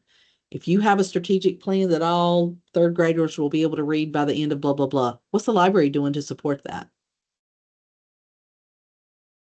That's where you should start with your goal. Now, those of you who are not working in your library, like I said, there's about 6 or 7 of you. You guys are going to have to wait until you speak with your current host librarian, and that's where we're going to start the process. Okay. So we'll talk through that as we're moving forward. All right. March 11 is that co-teaching collaborative lesson. All right. So again, if you are co-teaching and collaborating with a teacher and they are not on your schedule and you miss March 11th, just communicate with me. I'm totally fine with that. It can take longer, but want to make sure that you have this on your radar. This is something you can schedule now with someone because it takes a while to get a teacher to collaborate with you. I get it, but it's not a whole unit like it was in 654. This is just one lesson. Some of you may opt to do this with your digital citizenship content. And if that's the case, that's fine. As I said earlier, you could also collaborate with your art or music teacher. But I'm looking for, in this particular piece, it has 3 components. It has a lesson plan. I want you to record your lesson, and I want you to reflect upon it. Did it go well? Did it not? Was it beneficial? Was it not? What would you change? What would you keep the same? What do you hope to do in the future? What did the students learn? What impact did the library program have on student learning? That's our ultimate goal, right? If we can't show that we're making impact, how successful is our program? How well did the students learn it? And how do we know that they learned anything? What are your formative assessments? I'm all about those formative assessments. There are photo releases, Marion, on the page linked that you can access. But if you do not have students in your video, if the camera is on just you, then you do not have to have photo releases.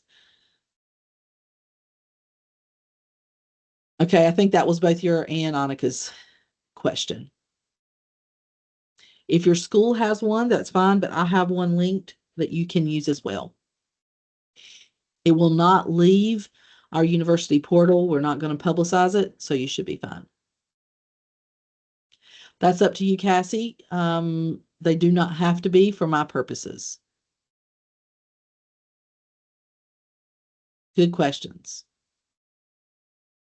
Okay, so this you can schedule and go ahead and get on the books. But again, it's not due until March 11th. And if you take longer to do it, that's okay. Just make sure you let me know, hey, I couldn't get on our schedule till April 1st. That's fine with me as long as you feel comfortable getting all that done with your portfolio. All right. Professional development is huge in our world. Oh, go ahead, Melissa. You had a question.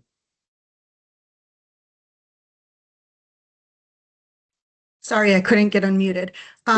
So my question is, for those of us that are not currently working in a school, like specifically with the collaborative learning experience and the professional development, I know a lot of times media coordinators have a tough time getting collaboration when they're in the school every day and are familiar with staff.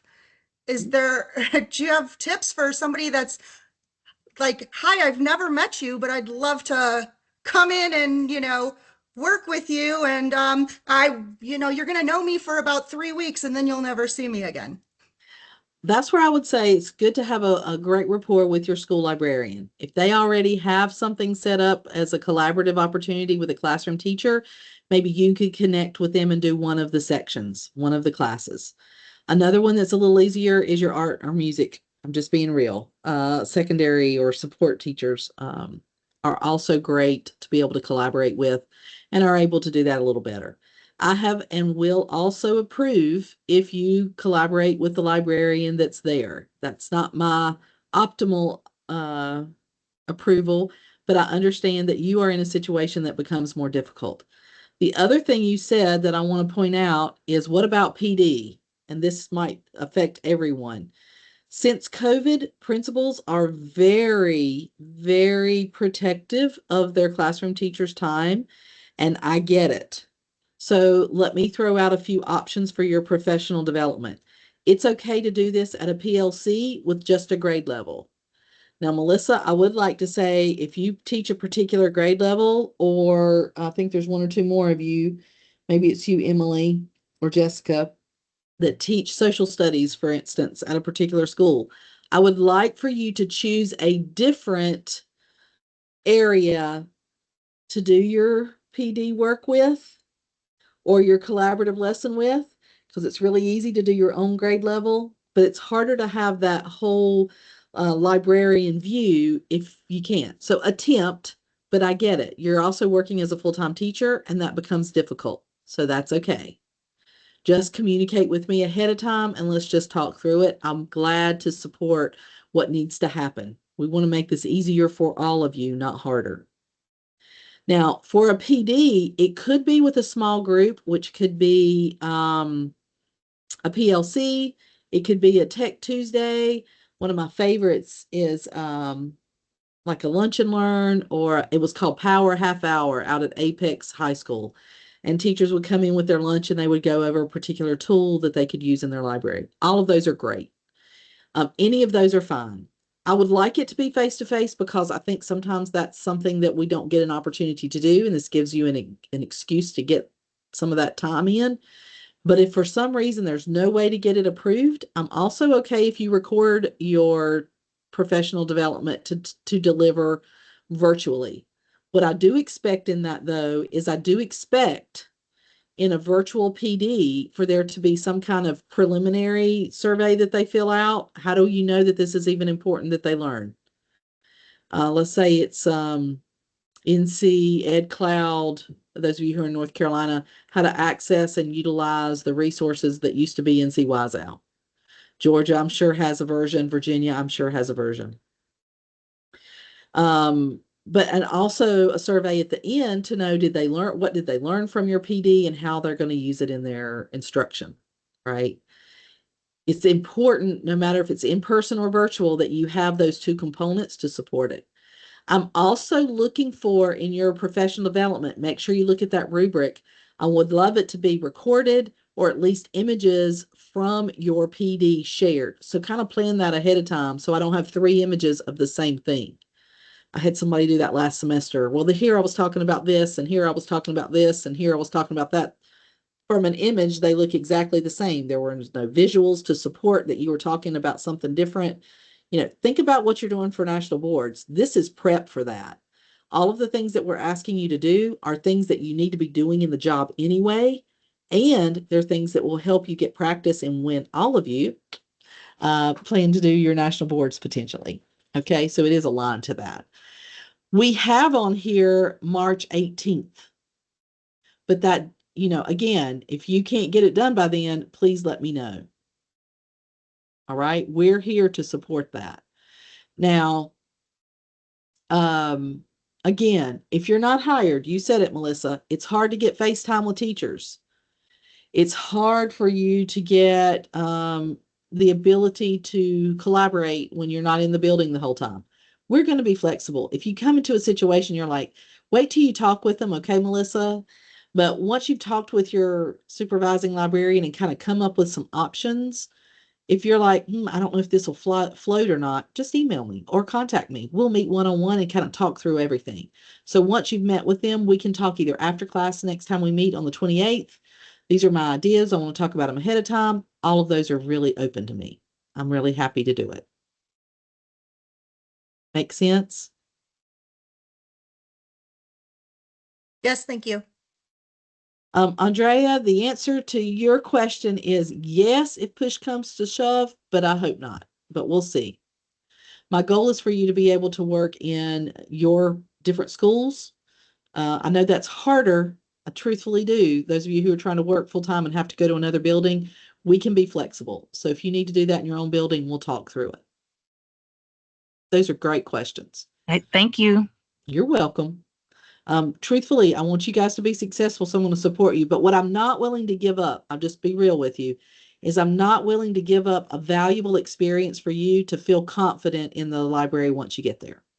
That's the one thing I want to make sure you feel comfortable getting there. Dr. Greer, I think my question got lost in the chat there. I'm sorry. That's fine. The only time PLCs and grade level meetings happen is when their kids are in specials. Like there is not a time that there is a grade level meeting or a PLC meeting that I'm not teaching those kids. That's typical. That's typical, April. Yeah. Yeah, I understand. And I know from previously asking our principal, hey, can I have a few minutes at the staff meeting to tell teachers about this thing? The answer is no. It has been no consistently. So I don't know how I'm ever going to have a time. I could potentially offer like an optional, hey, before school, come and do this thing. But our ESL teachers tried that this year, and exactly 2 people came. One of them was me, and the other one was an IA who has a lot of ESL kids in her class. So there's just not a culture at my school of like our PD days are very much sitting there while our principal talks at us. There is not a culture of kind of professional development among the staff or within the staff. And so I have no idea how to get this done. That's okay. I don't want you to stress. We're going to think outside the box. The answer is last option is you can record something and offer it virtually, and we're going to talk about how you can share it out. Okay. I would love, but like I said earlier, maybe you can do a Tech Tuesday in the afternoon. If 2 people come, April, and you teach 2 people. I'm not saying you have to have 30. It's okay if you have 2. Like I said, we're going to work with you, but we can't let those barriers that we know have been barriers in the past prevent us from continuing to try, because then they've won. So we look at opportunities. So we can look at opportunities for a Tech Tuesday or a potty PD. I've heard all kinds of crazy things. But we'll talk through a good list of that, and you and I can meet individually to help kind of brainstorm some things that could help with that. You could also do it virtually and send out a newsletter and see how many people are willing to do that. But when we can prove ourselves to be valuable in that PD world, you'll get more and more people who start to connect with you. Does that make sense? I hate to say this, but you're the typical schedule, not the atypical one. So we have to be creative in that. Yeah, and it's not just schedule. It's been disheartening this year to basically find that in the eyes of admin, I'm a babysitter. Like that's how they see my job. And so all of this you'll be collaboration, there longer than professional the development. Yeah, they don't see that as my role at all. So that's a real barrier. Well, and I'm hoping, through the evaluation process and through their interview, they're going to see your evaluative standards and they're going to say, well, she is supposed to do PD and she is supposed to be doing all this. And so sometimes that opens a door. April, you won't be the first one to tell me it has or hasn't. But sometimes it does open the understanding of administration. So we'll talk again. We can do that one-on-one to talk through that. Okay, I'm going to do a brief, and I'm going to say brief. I know it is already 7:27, overview of your portfolio just so you can see it. Would that be nice? I want everyone to note one thing though, before I do that. Everything that I'm getting ready to talk about, I want to point out that you're going to see some things on our weekly kind of schedule that you're going to see some unpack AASL standards. You're going to see unpack capstone PLO. You're going to also see bring your outlined portfolio website with you to class. So the pieces I'm getting ready to go over are all of these pieces. I don't want you to worry about them until you come to class on the 28th, because I'm not going to require anything of you. I'm just trying to inform you, because I know this can be overwhelming if you think I've got to have all this done. It is obtainable. I do it every semester with folks. All right. So let's look at first what the portfolio looks like. Okay. I have several great examples. Let's open up this one. Let's see. Yeah. This is Shane. She's done her portfolio in Weebly. Okay. You can choose your website. I don't care if you do Wix. I don't care if you do Weebly. I don't care if you do Google Sites. 90% of you will probably do a Google site, and that is totally fine with me. Just make sure it is your own site. The university now does not provide you with that since we left the Google. I can provide you something in Canvas, but I really hate for you to do all this work and it stay in Canvas and it be clunky when you could produce something and use tools that you are going to be able to use in your own world. So you can choose right now whatever you want to start building it in. Okay. And I'm going to go through, let's see if I've got it here, a few really great resources to get to do this. We're going to go over those as we're moving, and we're going to create some things each time you come to class. But I want to ask you the first thing, just kind of look with me for a minute and see about how long you think this would take. All right. How long would it take you to create a landing page to a website with About Me and some contact information? Would that take very long? We'd get more wrapped up in the design work than anything, wouldn't we? 5 minutes. All right, Aubrey, thank you. Won't take us long. Not too long there. Okay, you'll notice her next page says resume. On the resume page, she's uploaded a resume that she's updated. She has a link to her transcript and a link to her praxis. Would that take you long to create? Not long? Those 2 pages? Not too hard, right? You could do that easily in an afternoon, right? Sunday, Saturday afternoon, take some time, throw together these 2 pages. The next piece that I think is pretty easy to put together is your professional growth plan. Because what do I want? A brief statement and some bullet points about your goals in the next few years. Is it to attend ISTE? Is it to attend AASL? Is it to present at a conference? Is it to obtain a position at a middle school or a high school? What are your goals? April, what about to have the opportunity to collaborate with teachers at a deeper level, right? That's a goal you probably have. You don't know if you can ever obtain with your current admin, but that could change, right? So what are your current goals? Some of you may have started this process in 650 in your management class. If you started and put together some goals, use them. I'm not telling you to start from scratch. If you didn't, I truthfully want your 3 to 5 year goals in bullet form. So that's really not terribly crazy. I bet if I gave you 10 minutes right now, you could brainstorm some things pretty quickly that you'd want to put there. That's great, Aubrey. That would be a great goal. It could be goals around your education. Maybe you want to work at the district level or get your 078 or get your instructional design degree or get a certificate. That could be added into it as well. So far, we've talked about your homepage, your resume that includes 2 pieces, transcript and praxis. And for many of you, those won't happen until after graduation. And your professional growth plan. I think all of you could agree you could do that in pretty much one sitting. Am I right? So that's not too hard.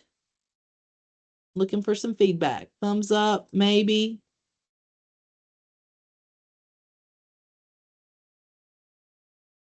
Okay, thank you, Emily. Taria, great. Okay, Taria, we're going to talk about you in a little bit. You have a different piece. We'll talk in just a moment. I hate to keep putting you off, but you have a special opportunity. Now, the last two pieces, you see AASL standards on our outline on January 28th. We're going to unpack them. We're going to unpack those standards on the 28th, and then you're going to have until February 25th. Look at that. That is a whole month from January 28th to February 25th to put together your outline for the AASL standards. And so what Shane has done is she gave me a definition of what the AASL standards are, and these are the evaluative standards, not the teaching standards. And then when you look at AASL 1, she has a copy of them. She has a list of evidence. I hate to tell you this, guys, but guess what? On January 28th, we're getting ready to put together a document that's going to include the standard, the substandard, and all of the evidences that this class feels fit that.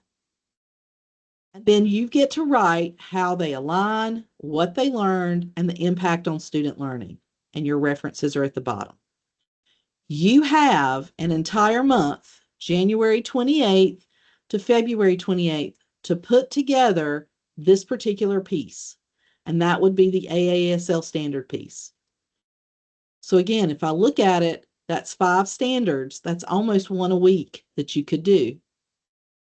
And we're going to develop, who remembers how I get to my handy dandy examples? Homepage, class resources. Okay. At the very bottom, you're going to see something called AASL Standards Planning Guide. In class, we're actually going to go through, and I'm going to break up this class into each group. Will have a specific standard that you are the you're the specialist of. So group 1, you're going to look at standard 1, the learner and learning, and you're going to develop all the different pieces of assignments that you've done that meet that standard. You're going to brainstorm how that they align with the standard, and you're going to talk about how it impacts student learning. And if you have a resource to that you want to share in this document, you can. So what does that mean? And I'm going to give you an example. These are just some examples from previous semesters. Last semester or spring semester, this is the document that the class created. So you'll leave class on February 28th, okay, when we unpack it, you're going to leave class with this specific document that says, hey, all of these pieces of evidence align. Here's how, and this is how it impacts student learning. And you'll have that for every standard. Each group does a different standard. Okay, so what does that mean?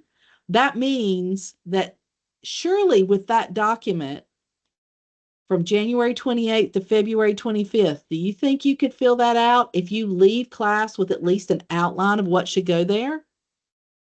Thank you, Annika. My goal is for it to be less overwhelming. We have to be collaborators in this profession. So this is a way to collaborate.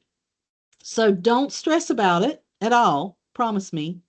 Until we have class on January 28th, we're going to unpack all those standards. Now, you also notice on February 25th, what are we unpacking? We're unpacking PLOs. All right, guess what? Those are our program learning outcomes. We're going to unpack these standards in the same way for our PLOs on February 25th, and you have until March 25th to translate those into your website. Same kind of idea. Our standard and our substandards, all of our artifacts, and then the write-up. And one thing I want to point out, if you talk about a substandard, either in your AASL standards or your PLOs, if you talk about this substandard, this one was professional ethics, please denote that down in your writing. That is a quick link that will help the evaluator know, oh, this person knows what they're talking about, and it'll have it right there. That'll help you get a better grade. I'm just telling you.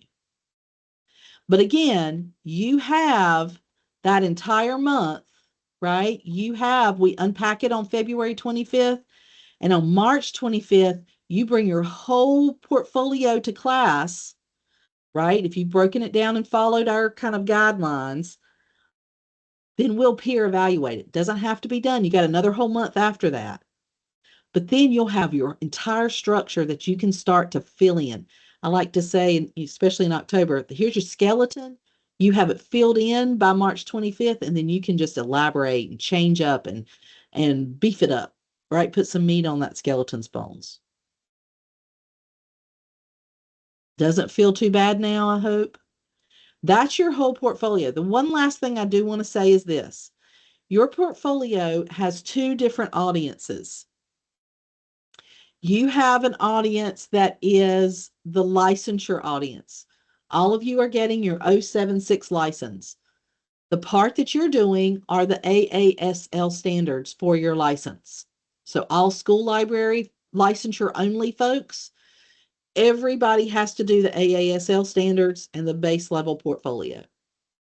If you're licensure only, Emily, Chris, April, Jesselyn, Tracy, you don't have to do the PLOs. I'm going to ask you to come to the first part of class and then you'll be able to leave. You've already done that for your MLIS degree. So we're not going to ask you to do that again. All you have to do is the component for the licensure committee. So again, your portfolio has two different audiences. So I want to talk about those real quickly. The licensure committee will be looking at the AASL standards. That's what you're getting your 076 license in. Taria, again, we're going to talk about you. I haven't forgotten you. You're the only one. So I want to talk with you separately so I don't confuse the whole group. So AASL standards, you are 076. That's what gets you your K-12 educator license. That's who looks at this portion. They do not look at the program learning outcomes. They may look at these other pieces, but they only are interested in this. They do not look at program learning outcomes. Your PLOs are your second audience. That's the university who says you get a master's. So the PLOs and the AASL standards are going to overlap. You're going to talk about the same stuff. It's okay to repeat yourself. They have two different audiences. It's going to seem frustrating to you. That's why I'm telling you, if you'll help me work on the AASL standards in January and February rather, and then work on the PLOs between February and March, it will be less frustrating to you.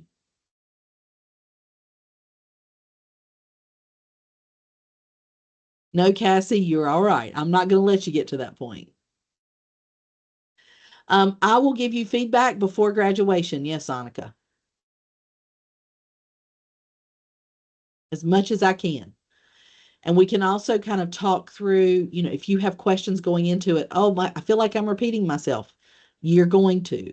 Also note, don't say in your PLOs, like I said in AASL, because they're not reading it. Remember, you have two different audiences. It's like writing two different books. And the person might not read both books. Okay, so what I want to make sure, and I'm going to wrap it up. I know we are at over time, but I want to make sure you feel comfortable and understand this part. As far as the portfolio tonight, I don't want you to stress about it. We'll start to unpack things on January 28th.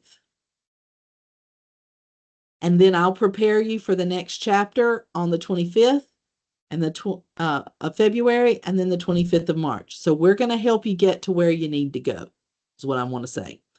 So if you'll stay with me, you won't be overwhelmed and we'll be able to, as much. I know it's a lot, but we can get there together. Now, the other piece I want to say, between now and next week, January 28th, what can you do? That's 2 weeks. Number one, put together your proposal. Those of you working in a school, you've got time to look at your own library. Those of you who are not, I want you to stay with me after class. I'm going to help you with your, understand who your placement is, where we are on the placement track. And we can talk through, and I'll start to give introductions after class tonight between you and your placement. Okay, so we'll start there. If you want to go ahead and put the other assignments, your PDP, start to try to get those scheduled and your lesson plan scheduled, you're welcome to, but it doesn't have to happen now. You can wait a little bit until you've kind of gotten settled and kind of know what your goal project is, because you may want them to be part of your objectives to support that goal project. That will give you less work if you can kind of combine that work. We're okay with that. When you open up the goal proposal, it might become a little more, it might be a little clearer. So don't stress about anything yet until after you get that goal proposal. That's the first thing we want to get done. Those of you who are not hired in a school, just one last thing, you guys, your first thing is to meet your person and get your schedule, right? That's going to be important to where you can see how you're going to be able to get in that building. And then from there, then you can work on your goal. If you do not meet the January 28th date, is it okay? Yes, it is okay. We can collaborate after that, especially if you're unsure about your placement. It might take you a little longer, and that's okay. That's not something you have to hash out the first time you meet your placement. You will need to get to know them first and get your schedule worked out, and then you can talk about that the next time. All right. Last thing, don't forget those background checks. I'll give an update after class of who still needs to do that. And we will be meeting on January 28th. Bring your goal proposal. Make sure you got that submitted. If you have it before the 28th, I'll try to give you feedback before then. And don't forget to apply to graduate by the 21st and to get your final plan of study to your advisor so that they can sign it. Okay. All right. Are there any questions for the whole class? I don't want to keep people longer if we don't need to. If you have questions that the whole class might could benefit from, if you want to ask your questions, we're glad to do that. If you're done for tonight and you're like, nope, I don't have questions, I'm ready to get started, then I shall see you on the 28th.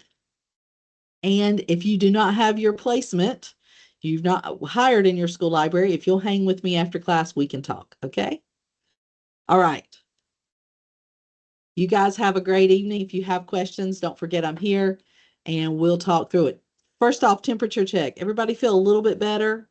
You know the expectations. Oh, come on, April, a little bit. We're going to unpack it and make it simpler. It's not this class, it's the working with my school. Just the more I see the professional development, and I just, the culture of my school is what's worried me, not, the expectations for the class. I'm not going to make it so it's unobtainable for those of you who can't collaborate. I promise. We'll work through it. So deep breath, I promise. I do have a question, but since I'm in 654 tomorrow, and then you need to talk to the people who are waiting on placement, should I ask that question tomorrow? Yeah, we after can class? talk tomorrow. I think we'll probably have less questions then. That might be better, April, if that's okay. Yeah, that's fine. I'll do that. I'll stay tomorrow after class then. Bye. Okay. I know, it's always stressed. I'm glad some of you are feeling some better. And remember, if you need a placement, hang with me because somebody put in their introduction that they've been hired and I have you a placement. So we need to chat. So, all right, you guys have a good one and let me stop the recording and then we'll answer questions.